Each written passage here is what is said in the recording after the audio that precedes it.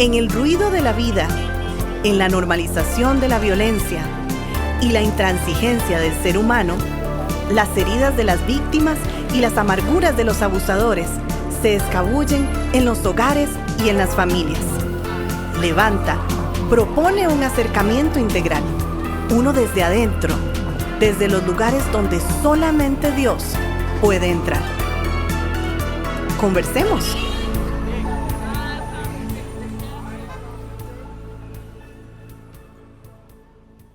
La semana pasada presentamos la dirección vertical de la masculinidad, que es esencial para una masculinidad con propósito. Y dijimos que la autoridad masculina encuentra su fuerza desde su propio sometimiento a la autoridad de Dios. ¿Qué te parece, mi hermano? Innegociable, mi hermano. Innegociable. Es más, muchas gracias por acompañarnos. Nos vemos la otra semana. Listo, así es. Listo, ya está. Corten. Totalmente de acuerdo. Y es que continuamos presentando, mi hermano, el material que utilizamos, vamos a recordar, desde una conferencia llamada Masculinidad con Propósito. Uh-huh.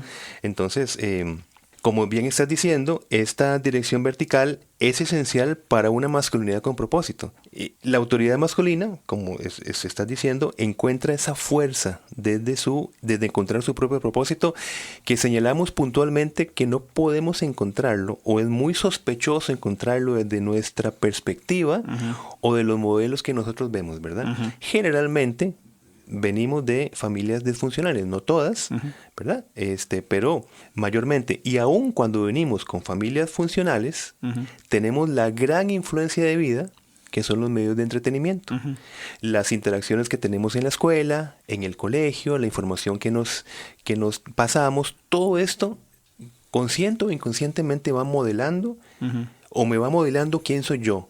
Y llegamos a decir, por ejemplo, empezamos a modelar quién va a ser la compañera de vida, uh-huh, quién es una mujer, y todo esto tenemos, como dijiste la semana pasada, de construirlo para buscar el principio de la igualdad desde la Escritura. Uh-huh. Y dicho esto, entendemos entonces que esta fuerza que la masculinidad bíblica construye se orienta para proveer, proteger, nutrir y edificar a su familia. Evidentemente, bajo un modelo de servicio, de liderazgo de servicio. Uh-huh. Ahora, esto es el concepto óptimo, ¿verdad?, de masculinidad bíblica. No estamos listos para liderar si antes no aprendemos a recibir y aplicar instrucciones divinas. Y aquí queremos ser muy puntuales, ¿verdad? Desde la palabra escrita. Sí, y resaltamos escrita con subrayado, cursiva, negrita, en rojo y amarillo, ¿verdad? Sí. Para evitar esos conceptos, ¿verdad? Es que Dios me dijo en un sueño, o que mi relación, como escuchaba hace años en Campamento Muchacho, es que el Barbas y yo tenemos otra forma de conectarnos, y cualquiera de estas excusas, ¿verdad? Sí. Desde la palabra escrita. Está muy bien la señalización, palabra escrita del Señor, que es de generación en generación. Correcto. Ahora, identifiquemos un problema. Nuestros primeros valores masculinos, como dijimos la semana pasada, van siendo estructurados desde el modelo que vemos en nuestra propia familia.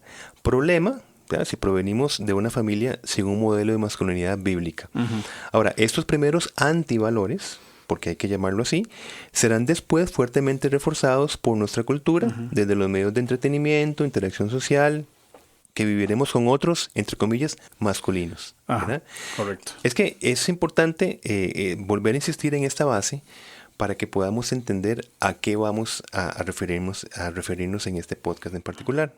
Hay un video no sé, yo creo que te lo mostré hace tiempo, un video de un comercial que hizo Gillette sobre masculinidad, porque Gillette acostumbraba a presentar a sus hombres de revista, ¿verdad?, afeitándose. Como vos y yo, digamos. Como ellos quisiéramos ser. Sí. Exactamente. Y de hecho el video está un tipo de estos, ¿verdad?, afeitándose, y hay una casa lujosa y todo eso. Y como que rompen la pantalla, unos niños corriendo. Y básicamente este video de Gillette, este comercial, apela a conceptos no bíblicos, ¿verdad?, pero sí a una masculinidad diferente. O sea, básicamente es este modelo de masculinidad del hombre extremadamente atractivo, millonario, triunfador, se cambia por una masculinidad y el eslogan es el hombre que necesitamos. Y ese hombre que necesitamos es el que va en contra del bullying, es el hombre que está presente en casa, es el hombre sensible a las necesidades de otras personas. Y aunque otra vez soy enfático, viene de un modelo no bíblico, el concepto es muy interesante del hombre que necesitamos y apela a decir necesitamos este tipo de hombres hoy que detengan el básicamente que vayan en contra de la injusticia. Y esto me hacía pensar por lo que se habla, la cultura muchos años ha ido modelando ese tipo de cosas y esto tiene que ver, como lo dijimos también en el programa anterior, con una manera de pensar. Bien, hombre significa, en esta torcida forma de pensar, gozar y exigir derechos y privilegios exclusivos. ¿Verdad? Es básicamente el concepto que ha habido. Y esto lo señalamos porque está la enorme responsabilidad de que nuestra masculinidad debe de encontrar un propósito más allá del propósito que podemos construirnos hacia nosotros mismos. Es un error y es una trampa mortal pensar que nosotros podríamos, por ejemplo, lograr cierto estado de bienestar en la vida desde la individualidad. Y que el liderazgo significa demostrar que no dependo de ninguna otra persona, por ejemplo, y que así voy a ser como más admirado, porque puedo hacer las cosas por mí mismo. Exacto. Y por eso es la dirección que vamos a hablar acá, cuando hablemos de la dirección horizontal, que es el principio 2 que vamos a presentar en este modelo de masculinidad con propósito. Correcto. Ahora, antes de entrar a este principio número 2, es muy importante recalcar que un primer gran logro es que el creyente viva Romanos 12:2 en una relación vertical, sí, ¿verdad? Sí. Para lo que hablamos en el programa anterior. Pero entender una masculinidad con propósito, y recalcamos proveer, cuidar, etcétera, todavía requiere complementarse con otra dirección que es la horizontal, que lamentablemente, y no sé vos qué pensás, es una relación muy poco predicada, muy poco hablada. Totalmente, estoy muy de acuerdo con eso y por supuesto sin generalizar, pero es muy posible que un liderazgo o una masculinidad que predique el principio 1 y que viva el principio 1, su vida relacional esté altamente descuidada en esa otra dirección. Y lo estoy hablando desde creyentes. Es decir, uno puede enfatizar mucho el estar en una comunión con el Señor, que es la dirección vertical, y por supuesto que es la esencial, lo decimos de una manera sin ninguna duda, pero ¿a qué me refiero? Que tal vez se obvia, por eso me gusta que dijiste muy poco predicada, se obvia esa otra dirección que es complementaria a nuestra masculinidad, que es también nutrirse de la ayuda idónea. Es que ahora vamos a ver lo importante de esta palabra. Sí. O sea, ayuda idónea aun cuando tenemos esa primera provisión vertical. Exactamente. Significa que Dios en su sabiduría, en esa dinámica de interacción, busca que nosotros también, en nuestra masculinidad específicamente, nos nutramos de una fuente horizontal. Exacto. Fue la provisión de Dios. Sí. Él lo proveyó.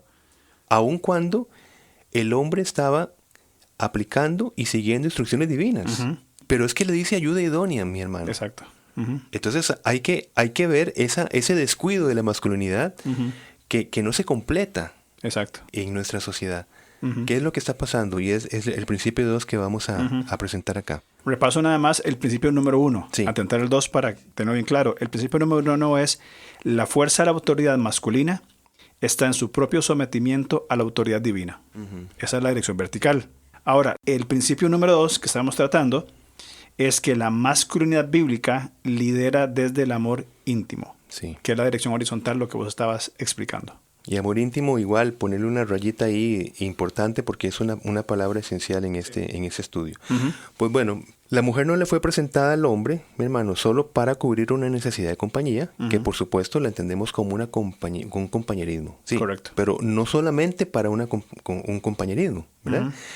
Cual si fuera una relación pasiva, es este tipo de relación. Es decir, una compañera pasiva, nada más como un estar ahí para que me haga compañía. Para que yo no me sienta solo. Como si fuera un perrito o algo así. Sí. Eso le vamos a decir una compañía pasiva. No fue así. Sino para que fuese su ayuda idónea. Esto ya implica ayuda desde una relación activa. Eso significa que la masculinidad se desarrolla desde una relación activa con su ayuda idónea. Esto va a resultar en una complementariedad. No es más que decir la complementariedad y la interdependencia desde, otra vez, una relación íntima y activa. Así que ya empezamos a sospechar una masculinidad incompleta observando cómo es su dinámica y cómo entiende a su compañera. Estamos hablando que es una manera de pensar. Sí. Si entiende que su compañera es una figura pasiva, entiende mal su propósito de masculinidad. Si entiende que su compañera es una compañera activa, entonces está en camino para desarrollar su masculinidad plena. Es clarísimo, o sea, el concepto es clarísimo. Lo dijimos hace unos minutos. Esta relación horizontal es provista por Dios, aunque, como vos decías, aunque estaba Adán escuchando y aplicando, aún así pone el Señor esta dinámica, bien, de complementariedad, y me gustan sus palabras, complementariedad e interdependencia. Son elementales porque ahí se potencia nuestra masculinidad. Sí. Ahora, todo eso que estamos hablando está dentro del entendimiento de Génesis 2:18. No es bueno que el hombre esté solo. Bien. El compañerismo, según la voluntad de Dios, se refiere a la experiencia de la intimidad, que se ilustra en el versículo 25, que estaban ambos desnudos. Tiene que ver con una exposición, con una vulnerabilidad, Sí. y no se avergonzaban. Es decir, eran mutuamente vulnerables, Claro. Expuestos uno al otro, porque entendían que se complementaban. Sí. Ok. Ahora, como es de esperarse, culturalmente hablando, es vergonzoso para el hombre mostrar un estado de vulnerabilidad. Y es un problema serio de la falta de la habilidad de los hombres de expresar esta vulnerabilidad. Es una necesidad, es una realidad. Sí, ¿cierto? y esto incluye la dirección también de resistirse a la ayuda idónea. Porque como estamos hablando de manera de pensar, ve qué contradicción. Cuando la ayuda idónea observa que necesita aportar en algo para la vida de su compañero de vida, esa resistencia de parte del compañero de vida se va a traducir en, digamos, en un desprecio, en un maltrato verbal, en una violencia pasiva. Entonces, ¿qué pasa? Está cortando la fuente que Dios en su sabiduría le ha puesto a este masculino para salir de una situación específica. Porque, como dice Eclesiastés 4, 9 y 10, mejores son dos que uno, porque si cayeren, leo versículo 10, el uno levantará a su compañero. Pero ve qué interesante, porque nosotros decimos, el Señor es mi ayudador. Pero a la vez, esta ayuda de Dios está dentro de su diseño. Y dice, claro, yo te ayudo a través de mi sabiduría y mi diseño. Te ayudo a través de la ayuda idónea. Esas fueron mis palabras, le haré ayuda idónea. Exactamente. 2:18 de Génesis. Que de hecho, ese versículo que vos mencionaste de Salmos, que Dios es mi ayudador, es la misma palabra en el hebreo que usa para hablar de Eva. O sea, tanto la figura de Dios como la figura de Eva son nuestra ayuda, o es la ayuda de Adán. Igualmente en nuestro caso. O sea, Dios como nuestra ayuda, entendiendo el concepto de desde mi potencia. Sí. Desde mi potencia te puedo potenciar. Entonces, es importante recordar que estamos hablando del marco de la masculinidad. Sí. Bien, ese es el tema de estos podcasts, de estos que estamos haciendo ahora. Y la primera fuerza, esta vertical, está desde el sometimiento a la autoridad bíblica. Primer lugar, primer rasgo de una masculinidad bíblica. Y la segunda forma de fuerza está desde su disposición a la desnudez relacional para fortalecerse desde la complementariedad. Es decir, entiende, es vulnerable y se desarrolla en complementariedad con su esposa, con su contraparte, para fortalecerse. Sí. Bien, que de hecho es lo que Efesios 5:21 habla, de ese mutuo sometimiento. Tiene que ver en esa dirección, ¿verdad? Entonces, pensando en este gran marco, parte de la primera fuerza, que decimos reconocer y aplicar las instrucciones divinas, implica, y eso es muy importante, implica dejarse nutrir por su ayuda idónea. Y esto es la voluntad de Dios, por eso Dios dijo, no es bueno que el hombre esté solo, hago ayuda idónea. Entonces hay una conexión inseparable entre esta línea vertical y la horizontal. Exactamente, sí. Esas dos fuerzas están complementarias. Si se aprende primero a escuchar, a entender, a conocer, como empezamos la semana pasada, la gloria del hombre está en el conocimiento y entendimiento de Dios. Muy bien. ¿Qué tenemos que conocer? Bueno, sus instrucciones. Así que cuando nuestra gloria, digamos, como hombres, si los separamos en hombre y mujer, inicia desde el reconocimiento y el seguimiento de instrucciones divinas. Si eso se aplica, tiene que aplicarse entonces el hecho de que la instrucción divina es que tengamos una ayuda idónea. Lo reconoce Adán porque ese era el ejercicio que tenía antes. Y al reconocerlo, vemos en el versículo de Génesis, el 29, donde ambos están desnudos y no tenían de qué avergonzarse.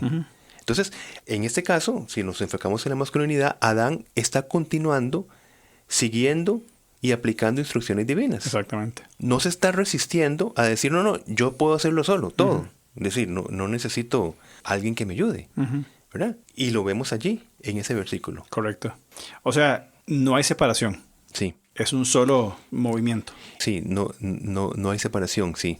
Importante que relacionaste esto de estar desnudos con el concepto que estamos hablando del amor íntimo, porque es lo que vamos a hablar ahora. Otra vez, nuestra masculinidad se nutre desde el amor íntimo. Llamémoslo de otras maneras, esa es la relación horizontal. Así que entendamos que es el amor íntimo. Sí, o sea, hablando del amor íntimo, es de donde se desarrolla la ayuda idónea, que es lo que estamos mencionando. Y depende de la frecuencia y la profundidad de las experiencias compartidas. Es decir, de esa vida, de esa creación conjunta, ¿verdad? Creamos conjuntamente cuando se reconoce que el prójimo, su derecho a elegir, opinar, discutir. Y no sé si la palabra cabe, esta apertura de la masculinidad a que su contraparte, es decir, la parte femenina, tenga ese derecho y que sepamos escuchar cuando elige, opina, discute, corrige. Bien, esto no es una forma de ataque, no es una rebelión, no es una amenaza, una rebelión. A mi masculinidad. Exactamente, sino que más bien fortalece. Y de hecho, en mi entendimiento, un líder sabio sabe escuchar. Es que esa es la deconstrucción de lo que tanto estamos insistiendo, que este reconocimiento no ataca, sino que fortalece nuestra masculinidad. Por eso es que lo difícil es cambiar lo que se llama, digamos técnicamente, un mapa cognitivo. Es decir, una estructura donde cuesta mucho entender las cosas de otra manera. Si nosotros como hombres seguimos pensando desde nuestro mapa cognitivo desarrollado desde nuestra niñez, de que, como estás diciendo, cuando una compañera de vida elige, opina, discute, corrige, genera en nosotros una respuesta de amenaza, ¿cómo nos damos cuenta? Pues cuando nosotros vemos nuestras reacciones fisiológicas. Es decir, cuando empezamos a identificar la emoción del enojo, por ejemplo, estamos diciendo, algo no está bien. Porque el hecho que yo sea corregido no es una amenaza para mi vida. No, para nada. Pero me estoy dando cuenta que yo estoy respondiendo como cuando yo reacciono ante una amenaza real. ¿Verdad? Sí. Y entonces ese tipo de discusiones donde se acelera el ritmo cardíaco, donde la salivación se afecta, etcétera, etcétera, ¿verdad? Tenemos que empezar a vernos a nosotros mismos. ¿Cómo estoy yo respondiendo integralmente ante lo que concibo que es una amenaza, cuando más bien es la oportunidad para desarrollar un amor íntimo? Exactamente. Para para yo mismo nutrirme? Es algo que Dios puso para mi crecimiento y viceversa. Para aprender. Exacto, no es una amenaza que la otra persona esté corrigiendo algo que yo estoy haciendo, o por lo menos que yo no lo veo, ¿verdad? Entonces tenemos que empezar a vernos a nosotros mismos. Y termino el punto. Si yo reacciono de la misma manera a como reacciono contra una amenaza real, yo tengo que saber identificar que estoy en un problema ahí de percepción. La necesidad de la compañera de vida no es una amenaza. Ese es el rol que tengo. Proveer y proteger. Exactamente. Es que para eso fui diseñado. Y son oportunidades puntuales para desarrollar nuestra masculinidad. Es decir, cuando como vos decís, la compañera de vida provee espacios de necesidades, de opiniones, de correcciones inclusive, no son ataques, son oportunidades para crecer, para desarrollar una masculinidad correcta. Sí. Y en esta dinámica de la mutua sumisión, según Efesios, es ahí donde la relación se va nutriendo y se genera complementariedad e interdependencia, que son elementos fundamentales en una relación matrimonial. Y me gustó esta frase que dijiste, una creación conjunta, que es fundamental. Es decir, el matrimonio es una creación conjunta. Exacto. Un liderazgo distorsionado no concibe esto, no concibe las experiencias compartidas. Preguntarle a una compañera de vida, su experiencia relacional significa una experiencia compartida. Muchos dirán, mira, eso es lo último que yo veo en mi relación, lo último. El hecho que usted me está hablando de una experiencia compartida, absolutamente. Es decir, soy sofocada, si fuese una mujer, en mis opiniones. O sea, me siento totalmente desvalorizada por lo que digo, hago, etc. Ahora, he aprendido, que es otra cosa, a vivir con esto. Claro. ¿Verdad? A normalizar. A normalizar esto, a habituar esto, que es otra cosa. Claro. Pero que a mí me digan que el propósito de Dios es una experiencia compartida y una creación conjunta, qué bonito está en la teoría. Claro. ¿Verdad? Pero yo quisiera vivir esa experiencia que forma parte fundamental de la voluntad de Dios en el matrimonio. Y yo creo que esto que estás mencionando, esta experiencia compartida, creo yo de que el primer responsable en procurarla y desarrollarla es el hombre. Es el que da el primer paso, donde asume el liderazgo, donde sabe que va a entrar en campos no sencillos, donde van a haber conflictos, diferencias, pero es el hombre el llamado en su autoridad, en su responsabilidad, de comenzar a construir esta experiencia compartida. Sí, así es, así es. Sí, y para el esposo, eso es algo importante. Sus problemas de autoestima ya no son individuales, mi hermano. O sea, cuando uno está en una consejería y un esposo llega y dice, mira, es que yo me siento, otra vez con la frase, con muy baja autoestima, ¿verdad? Siento que no valgo nada, ¿verdad? Siento que esto y lo otro. Mira, un esposo no va a tener problemas de autoestima por una línea individual, porque es esposo, porque es una sola carne. Su problema de autoestima es relacional. ¿Por qué? Porque si no estima a la otra parte, a su compañera de vida, no se está estimando a sí mismo. Si desprecia a la otra persona, se está despreciando a sí mismo. Si ataca a la otra persona, como dice Pablo, el que ama a su mujer, a sí mismo se ama, en Efesios 5:28. Esto es importante, es decir, nunca trabajemos la autoestima desde un esposo como algo específico del esposo, ¿verdad? No. Si viene con baja autoestima, tenemos que revisar cómo está su relación con su esposa. Y termino y repito, si desestima a su esposa, la consecuencia es que él tenga una baja autoestima porque se está atacando a sí mismo, no estimando a su esposa.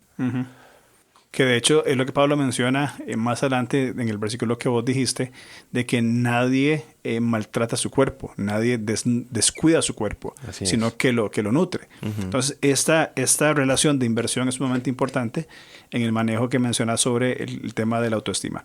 Es posible ocuparse de nutrirnos verticalmente, ¿cierto? Sí. Y despreciar la nutrición horizontal. Sí, es posible. Claro. Es una posibilidad. Es más, casi real. Que a veces es un patrón. Exacto. Muy evidente en el creyente, sí. Correcto. Ahora, la totalidad del desarrollo de la masculinidad bíblica queda incompleta. Sí. O sea, no se completa el propósito de Dios. Hablamos de una masculinidad con propósito. Sí. Si no hay una nutrición desde una relación horizontal, no se completa el desarrollo saludable de una masculinidad bíblica. Y ahí vemos la influencia a través de la cultura en el creyente.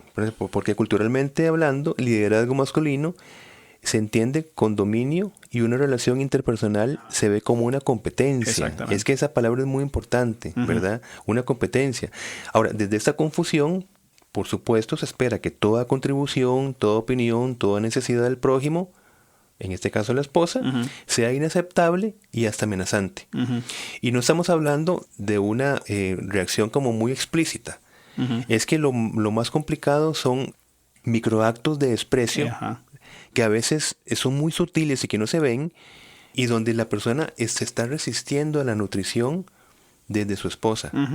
Y vos sabes que últimamente he percibido en diferentes medios una falta de nutrición de la relación horizontal por el adoptar la filosofía estoica. en hombres más que todo.